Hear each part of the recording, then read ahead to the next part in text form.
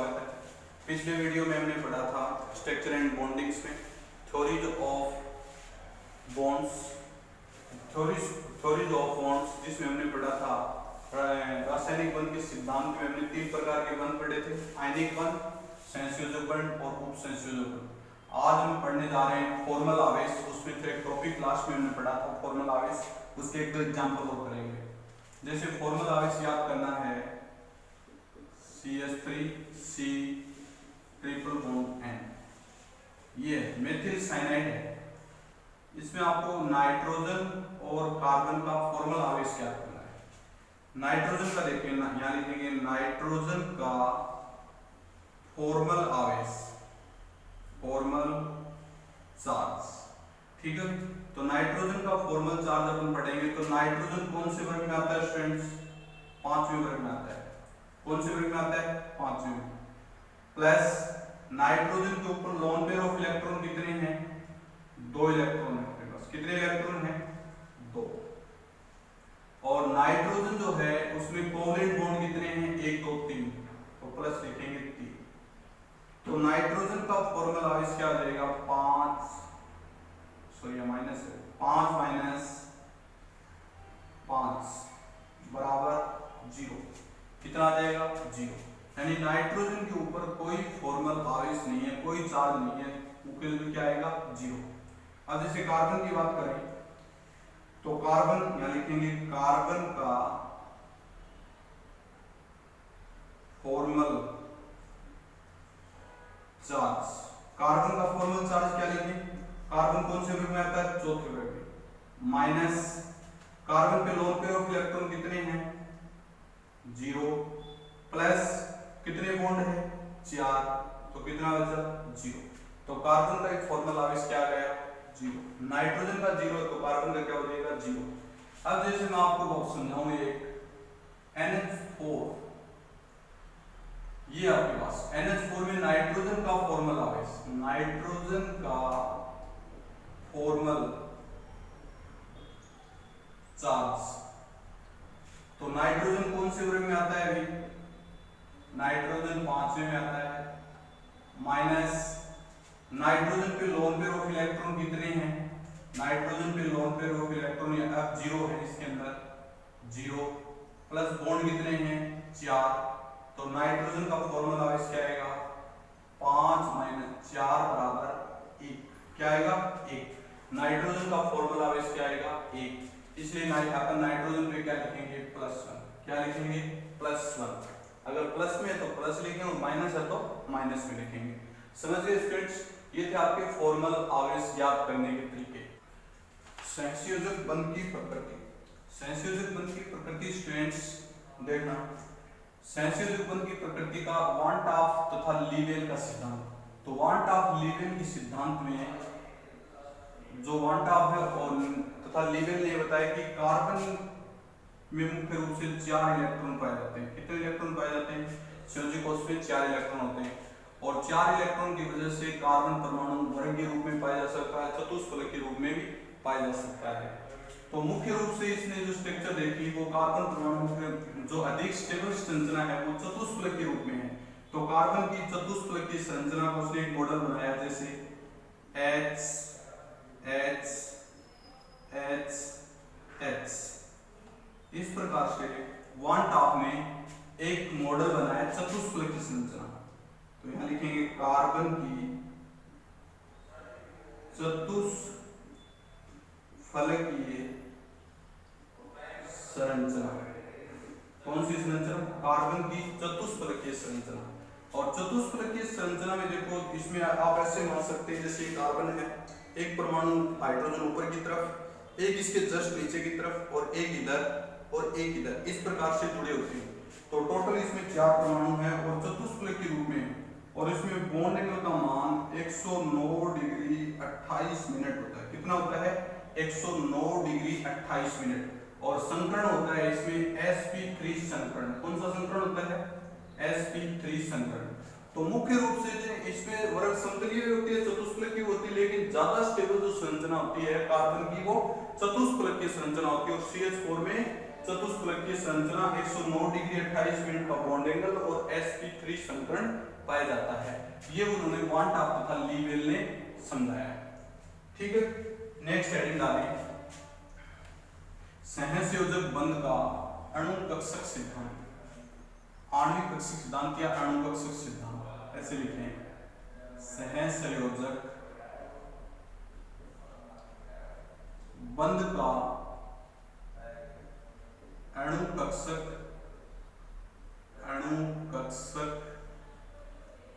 सिद्धांत। सहसंयोजक बंध का अणुकक्षक सिद्धांत। Molecular orbital theory of covalent bonds, ये लिखेंगे molecular orbital theory of covalent bond. तो स्टूडेंट देखो इसमें दो होते हैं, एक तो परमाणु परमाणु कक्षक, परमाणु कक्षक, एक होता है आणविक कक्षक, आणविक कक्षक। पहले तो आप देखो कक्षक क्या होता है। कक्षक आपने 11th में पढ़ा, नाभिक के चारों का वह स्थान जहां पर इलेक्ट्रॉन पाए जाने की प्रायिकता अधिकतम हो उसे क्या बोलते हैं, कक्षक कहते हैं। नाभिक के चारों ओर का वह स्थान, जैसे नाभिक है, नाभिक के चारों ओर का वह स्थान, इसको बोल सकते हैं न्यूक्लियस। नाभिक के चारों ओर का वह स्थान जहां पर इलेक्ट्रॉन पाए जाने की प्रायिकता अधिकतम उसे क्या बोलते हैं, कक्षक। ठीक है, और यदि कोई एक परमाणु हो वो नाभिक से जुड़ा हो, एक परमाणु कुछ नाभिक से जुड़ा हो उसे क्या बोलते हैं, परमाणु कक्षक। और दो या दो से अधिक परमाणु कक्षों से बनने वाले जो कक्षक होते हैं उसे क्या बोलते हैं, आणविक कक्षक। समझ रहे स्टूडेंट्स। पहले तो कक्षक की परिभाषा क्या बताई मैंने, नाभिक के चारों ओर का वह स्थान जहां पर इलेक्ट्रॉन पाए जाने की प्रायिकता अधिकतम उसे क्या कहते हैं, कक्षक। कक्षक में हमने पढ़ा परमाणु कक्षक। तो परमाणु कक्षक क्या होते हैं स्टूडेंट्स, किसी एक परमाणु का यदि नाभिक के साथ दृढ़ता से इलेक्ट्रॉन जुड़े हों उसे क्या कहेंगे, परमाणु कक्षक। कोई एक परमाणु जैसे हाइड्रोजन है, हाइड्रोजन की जो इलेक्ट्रॉन है वो नाभिक से दृढ़ता से जुड़े होंगे तो उसे क्या बोलेंगे, परमाणु कक्षक। ठीक है, और परमाणु कक्षक से क्या बने, आणविक कक्षक। दो या दो से अधिक परमाणु कक्षक आपस में जुड़कर क्या बनाते हैं, आणविक कक्षक। ठीक है, एक परमाणु के कक्षक जो फैलाएंगे वो क्या कहलाएंगे, परमाणु कक्षक। और दो या दो से अधिक परमाणु कक्षकों की जो दो या दो से अधिक परमाणु कक्षक आपस में जुड़ेंगे तो उसे क्या कहेंगे, आणविक कक्षक। ठीक है, तो देखो परमाणु कक्षक आणविक कक्षक कैसे बनाते हैं। जैसे सपोज दैट अपने sp पढ़े, sp संकरण, आपने नाम सुना होगा sp संकरण। ठीक है, जैसे हाइड्रोजन और फ्लोरीन। हाइड्रोजन का परमाणु क्रमांक क्या होता है, 1। क्या लिखेंगे, 1s1 लिख दिया। फ्लोरीन का क्या होता है, 1s2 2s2 2p5। समझ गए। इसमें संयोजी कोष में कितने इलेक्ट्रॉन हैं, 1। इसमें संयोजी कोष में कितने इलेक्ट्रॉन हैं, 7। तो 7 इलेक्ट्रॉन हैं। तो आप अपन ऐसे देखेंगे इसमें, जैसे 2s में 2 और 2p में 5, ये है। इसमें देंगे अपन 2s और ये लिखेंगे 2p।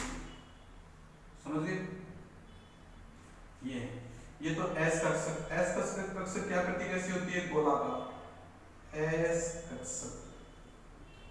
और ये होता है p कक्षक। और p कक्षक कितने प्रकार के होते हैं, 3 प्रकार के। कितने प्रकार के होते हैं, 3 प्रकार के। एक तो होता है px, दूसरा होता है py और तीसरा होता है pz। समझ गए। तो अपने पास एक जो p की जो आकृति होती है वो डंडाकार होती है। कैसी होती है, डंडाकार। जैसे आपने ये पढ़ा होगा, याद करो, यहां जो कक्षक होता था, एक यहां कक्षक होता था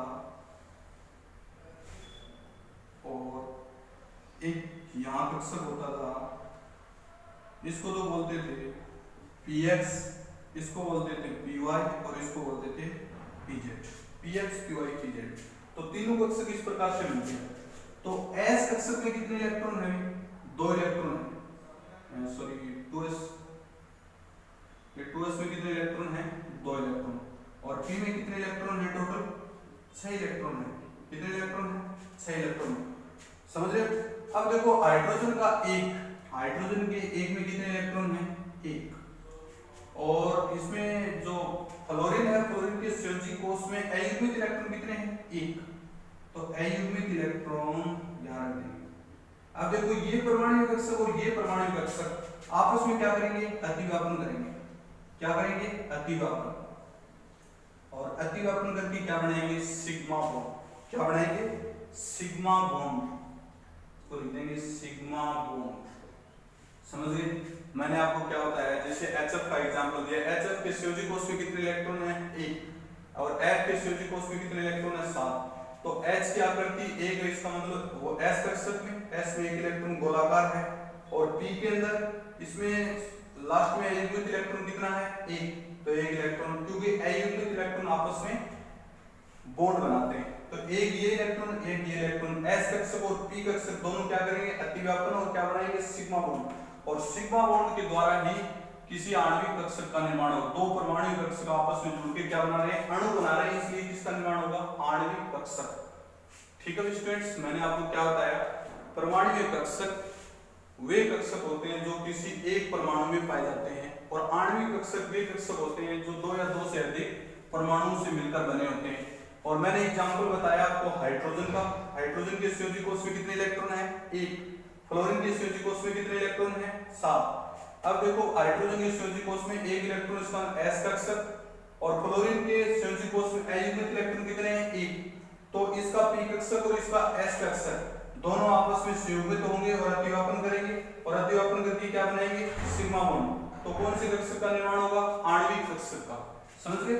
ये था आपका आणविक परमाणु कक्षकों से आणविक कक्षक का फॉर्मेशन। अब इसी के अंदर अपन पढ़ने जा रहे हैं कक्षकों में अतिव्यापन। कक्षकों में अतिव्यापन, कक्षकों में अतिव्यापन पढ़ने जा रहे हैं स्टूडेंट्स। टाइप्स ऑफ कक्षकों में और अतिव्यापन या ओवरलैपिंग ऑर्बिटल्स। ठीक है, तो अतिव्यापन देखो क्या होता है। जैसे A है और ये B है, इसको आप ऐसे लिखो A और इसको आप ऐसे लिखो B। ठीक है, तो ये दोनों क्या करेंगे? इसका नाभिक, इसका वायुमंडल, दोनों में क्या होगा? आकर्षण। क्या होगा? आकर्षण। ठीक है, दूसरा केस, इसका नाभिक, इसका बाह्यतम कोष, दोनों में क्या होगा? आकर्षण। समझ गए? एक परमाणु का नाभिक और दूसरे का बाह्यतम कोष, क्योंकि परमाणु में क्या होता है? प्रोटॉन, और बाह्यतम कोष में क्या होते हैं? इलेक्ट्रॉन। इन दोनों में क्या होगा? आकर्षण। ठीक है, तो दोनों में आकर्षण होगा तो ये पास पास आएंगे, लेकिन इसके परिणाम स्वरूप दोनों परमाणु के बाह्यतम कोष या दोनों के नाभिक के मध्य क्या होगा? प्रतिकर्षण। जैसे ये बंद है और एक ये बंद है, इसमें क्या होगा? प्रतिकर्षण। प्रतिकर्षण क्या होगा? प्रतिकर्षण। लेकिन इसमें होता क्या है? आकर्षण। आकर्षण इज ग्रेटर देन प्रतिकर्षण। आकर्षण इज ग्रेटर देन प्रतिकर्षण, यानी attraction is greater than repulsion. तो क्या करेंगे? एक दूसरे के पास आएंगे और पास आके क्या करेंगे? एक दूसरे को भेद देंगे। ये A है और ये क्या है? A परमाणु B को भेद देगा और B परमाणु A को भेद देगा, और इस प्रकार के भेदन को अपन क्या कहते हैं? अतिव्यापन। अतिव्यापन। समझ गए? एक परमाणु का बाह्यतम कोष और एक परमाणु का नाभिक आपस में अट्रैक्शन के कारण एक दूसरे के पास पास आएंगे और पास पास आएंगे तो एक दूसरे को भेदेंगे और भेदन के परिणाम स्वरूप जो संरचना बनेगी उसे हम क्या कहेंगे? अतिव्यापन। कक्षकों में अतिव्यापन मुख्य रूप से निम्न प्रकार का होता है। एक तो होता है एस एस अतिव्यापन, एस एस अतिव्यापन। दूसरा होता है एस पी अतिव्यापन और तीसरा होता है पीपी अतिव्यापन। और ये होता है दो प्रकार का, एक्सीय अतिव्यापन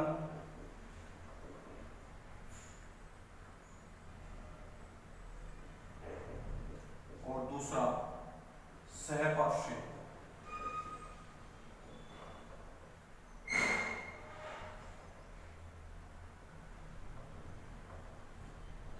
अतिव्यापन। समझिए स्टूडेंट्स, कितने प्रकार के अतिव्यापन होते हैं? एस एस अतिव्यापन, एस पी अतिव्यापन और पीपी अतिव्यापन। और पीपी कितने प्रकार के होते हैं? दो प्रकार के, एक्सीय अतिव्यापन और सहपार्श्विक अतिव्यापन। ये अपने स्टूडेंट्स अगले वीडियो में पढ़ेंगे। ठीक है, ओके स्टूडेंट्स।